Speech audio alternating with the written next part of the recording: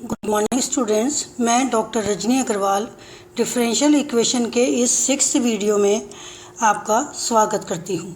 इस वीडियो में हम ऐसी डिफरेंशियल इक्वेशंस को हल करने की विधि के बारे में जानेंगे जो रेखीय हो, यानी कि लीनियर डिफरेंशियल इक्वेशंस हो, जिसमें डिपेंडेंट वेरिएबल y तथा उसके डिफरेंशियल यानी कि dy/dx फर्स्ट डिग्री का हो, इसके बारे में हम चर्चा करेंगे। अब इससे पहले के 5 वीडियो में मैंने आपको डिफरेंशियल इक्वेशंस को हल करने की अलग अलग विधियों के बारे में, जैसे कि इक्वेशन जिसमें वेरिएबल मिक्स हों और उन्हें हमें पृथक करना हो, उसको कैसे अलग करेंगे, या अगर चाहे पृथक नहीं हो रहे हों तो उन्हें रिड्यूस करके पहले पृथक करने लायक बनाएंगे और उसके बाद समीकरण को हल करेंगे, इसके बारे में बताया था। तथा यदि समीकरण समघात रूप में हो तो उसे हम कैसे हल करेंगे, या यदि समीकरण समघात रूप में नहीं हैं और वो समघात रूप में आ सकते हैं तो उन्हें हम कैसे समघात रूप में ला करके और हल करेंगे। इतनी सारी विधियों को मैंने आपको पिछले 5 वीडियो में बताया था और उनके कुछ क्वेश्चंस भी कराए थे। अब हम इस लीनियर डिफरेंशियल इक्वेशन टाइप की दी हो अगर हमें, तो उसे हम हल करने की विधि के बारे में जानेंगे और उसके कुछ क्वेश्चंस भी हल करेंगे। अब हम इसकी डेफिनेशन पढ़ते हैं। यदि किसी अवकल समीकरण में आश्रित चर y है और उसके अवकल गुणांक dy/dx केवल प्रथम घात में हो, यानी कि केवल फर्स्ट डिग्री में हो, तो उसको रेखिक अवकल समीकरण कहते हैं। प्रथम कोटि के रेखिक अवकल समीकरण का मानक रूप, स्टैंडर्ड फॉर्म ये होता है, अगर हमें किसी भी रूप में दिए हों, अगर वो इस रूप में आ जाए तो हम उसे हल कर सकते हैं। तो वो होता है dy/dx plus p of x, मतलब function of x, into y equal to q of x। ये हमारा स्टैंडर्ड होता है। अब जहाँ पर कि px तथा qx स्वतंत्र चर है, ऐसे समीकरण को हम हल करने के लिए दोनों पक्षों को e की power integral of px dx से गुणा कर देते हैं। तो दैट इम्प्लाइज क्या आएगा, e की power integral of px dx dy/dx plus px e की power integral px dx equal to qx e की पावर इंटीग्रल px dx। ये हमारी इक्वेशन नंबर, हम इसको 2 रिप्रेजेंट कर देते हैं। अब ये जो हमारे पास दिया हुआ है, ये वाला पूरा, इसको हम dx ऑफ e की power integral px dx into Y के रूप में लिख सकते हैं।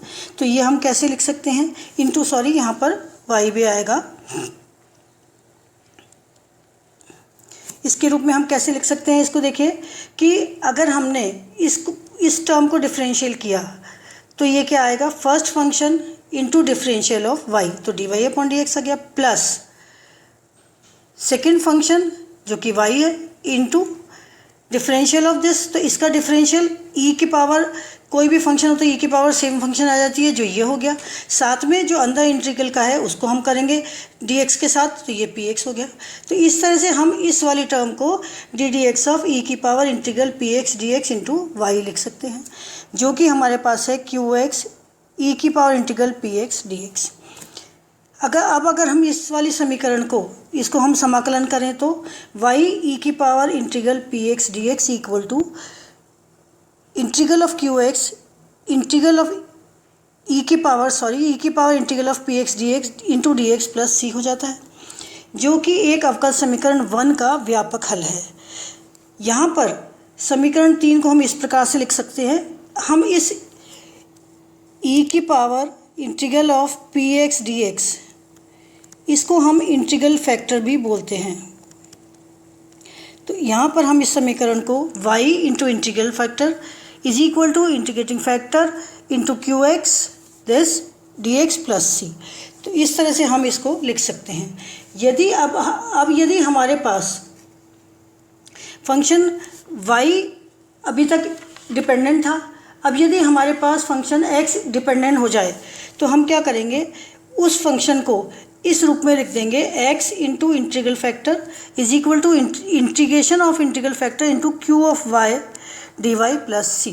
तो इस तरह से हम उस जो मानक समीकरण बनाएंगे, अगर हम किसी भी समीकरण में ये देखें कि वो जो समीकरण है मानक रूप में लाने के लिए वो x का तो हमारे पास एक घात और x का डिफरेंशियल dx अपॉन dx भी हमारे पास एक dx अपॉन dy ये भी हमारे पास एक घात का आ रहा है और x भी एक घात का आ रहा है, जबकि y के घात ज़्यादा आ रहे हैं। तो हम क्या करेंगे, इसको इस रूप में बनाएंगे, x integral factor is equal to integral of integral factor into q y d y plus c. अब मैं आपको इसके और सवाल कराती हूँ। तो क्वेश्चन नंबर 1 है X square plus 1 D Y upon D x plus twice X Y is equal to 4x square. अब इस इक्वेशन को हमें मानक रूप में बनाना है, लीनियर इक्वेशन। देखिए y एक सिंगल पावर का है, D Y upon D X single power का है, तो इसका मतलब ये लीनियर इक्वेशन है। अब इस लीनियर इक्वेशन को हमें स्टैंडर्ड फॉर्म में बनाना है। तो स्टैंडर्ड फॉर्म में बनाने के लिए हम क्या करेंगे, इसको D Y upon D x plus twice x upon x square plus 1 into Y is equal to 4x square upon x square plus 1। अब यहाँ पर हमारे पास p ऑफ x क्या हो गया, twice of x upon x square plus 1 and q of x क्या हो गया हमारे पास में 4x square upon x square plus 1। तो इसका मतलब क्या हुआ, हमारे पास में जो हमारे पास सवाल हुआ उसको हम जो पहले अभी मैंने विधि बताई थी उसके हिसाब से करेंगे। तो इंटीग्रल फैक्टर निकालेंगे सबसे पहले। तो इंटीग्रल फैक्टर क्या है, e की power integration of p x d x और which is equal to e की power integration of twice x upon 1 plus x square into D x. और ये किसके बराबर होता है, 1 प्लस एक्स स्क्वायर को अगर हम टी मान लें तो ट्वाइस एक्स डी एक्स आ जाएगा ये, इसका मतलब ये लॉग टी के बराबर होता है। तो विच इज़ इक्वल टू ई की power log of 1 plus x square के बराबर हुआ, और विच इज़ इक्वल टू ई के ऊपर लॉग लगा हुआ है, इसका मतलब क्या हुआ, ये 1 प्लस एक्स स्क्वायर के बराबर हो गया। अब चूँकि Q function of X equal to कितना है यहाँ पर 4x square upon x square plus 1, तो इसलिए दिए हुए समीकरण का अभिष्ट हल क्या हो जाएगा, यहाँ पर y into integrating factor is equal to integral of integrating factor, third वाला जो फॉर्मूला था उसको हम लिख देंगे q of x into D x plus C. That implies y into integrating factor हमारे पास क्या निकला है 1 plus x square, 1 plus x square equal to integration of 1 plus x square integrating factor लिख दिया into Q X is equal to 4x square upon x square plus 1 into D x plus c. अब इससे तो ये cancel हो गया, इसका मतलब ये क्या आया, integration of 4x square d x plus c. अब इसको हम इंटीग्रेट कर देंगे तो ये हमारे पास आ जाएगा 4x cube by 3 plus c. Means जो हमारा आंसर आया वो क्या है, y into 1 plus x square is equal to 4/3 x square cube 4/3 x cube plus c, जहाँ c इज़ कांस्टेंट, अचर है। तो इस तरह से ये हमारा आंसर हुआ, ये हमारा सॉल्यूशन हुआ।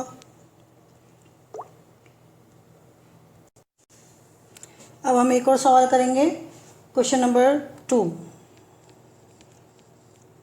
क्या है हमारे पास में 1 plus Y square into D X is equal to 10 inverse y minus X into D Y. अब इसको हम मानक रूप में लिखेंगे, स्टैंडर्ड फॉर्म में लिखिए पहले लीनियर डिफरेंशियल के, क्योंकि यहाँ पर y की देखिए 2 में है और x की 1 में है, तो हम इसको dx अपॉन dy के रूप में इसको लिखेंगे। तो ये यहाँ पर जो मैंने आपको जो सेकंड टर्म वाला बताया था, इसको हम dx अपॉन dy में करेंगे, क्योंकि लीनियर डिफरेंशियल इक्वेशन x की अवकल गुणांक 1 में है और x 1 में है, बाकी y इसमें स्क्वायर में है। तो हम इसको उल्टा करेंगे। This is plus 1 upon 1 plus Y square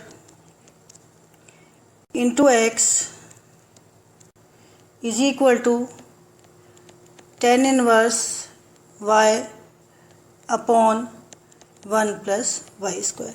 हमने क्या किया, इस dy को इधर डिवाइड किया, इसको इधर डिवाइड किया, फिर इस x upon 1 plus Y square को हम इधर ले गए।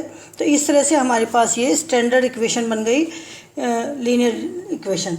अब हमने यहाँ पर क्या है, p ऑफ y हमारे पास क्या है यहाँ पर 1 अपॉन 1 प्लस वाई स्क्वायर। अब इसका समाकलन गुणांक निकालेंगे हम, और q ऑफ y यहाँ पर क्या है हमारे पास में tan inverse y upon 1 plus Y square. तो हम यहाँ पर इंटीग्रेटिंग फैक्टर निकालेंगे। इंटीग्रेटिंग फैक्टर क्या होता है, e की power integration of p of y dy which is equal to e की power integration of 1 plus Y square का इन्वर्स इंटू डी वाई। और 1 अपॉन 1 प्लस वाई स्क्वायर क्या होता है, उसका इंटीग्रल अगर अपन निकालते हैं तो वो होता है tan इनवर्स। तो e की power minus tan inverse y, ये हमारा हो गया। अब हमारे पास यहाँ पर qx क्या दिया हुआ है, सॉरी qy दिया हुआ है हमको यहाँ पर tan inverse y upon 1 plus Y square. तो हम यहाँ पर क्या लिखेंगे, x इंटू जो इसका सॉल्यूशन होगा वो क्या होगा, x into integrating factor is equal to integration of integrating factor into q of y into D y plus C.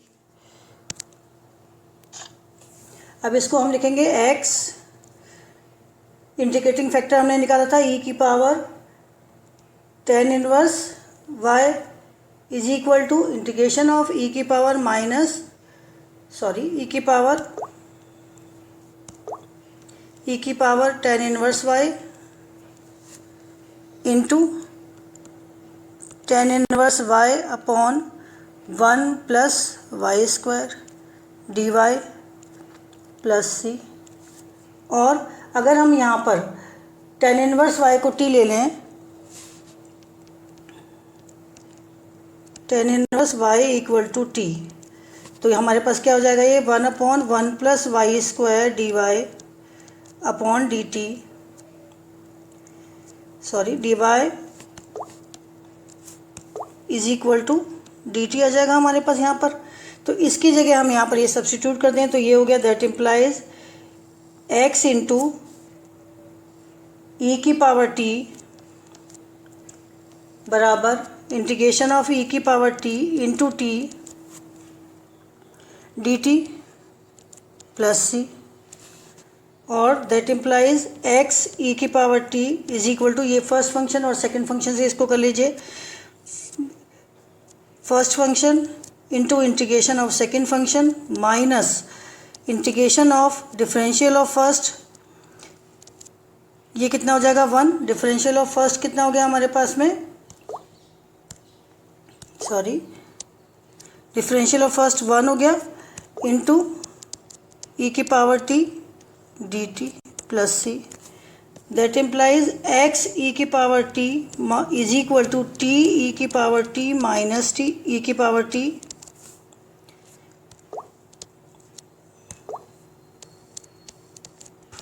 Plus C. That implies x equal to t minus 1, e की power T से divide कर दिया सब तरफ, तो ये हो गया प्लस सी ई की power of minus of t. That is x equal to कितना हुआ, tan inverse y minus 1 plus c e की power minus of tan inverse y। तो ये हमारा रिक्वायर्ड सॉल्यूशन हो गया जो हमें चाहिए था, जहाँ पर कि c एक कांस्टेंट है। तो इस तरह से मैंने आपको इसमें 2 सवाल कराए हैं। बाकी के सवाल आप लोग करिए और जो नहीं आता कमेंट्स में जाके मुझसे पूछ लीजिए। Thank you.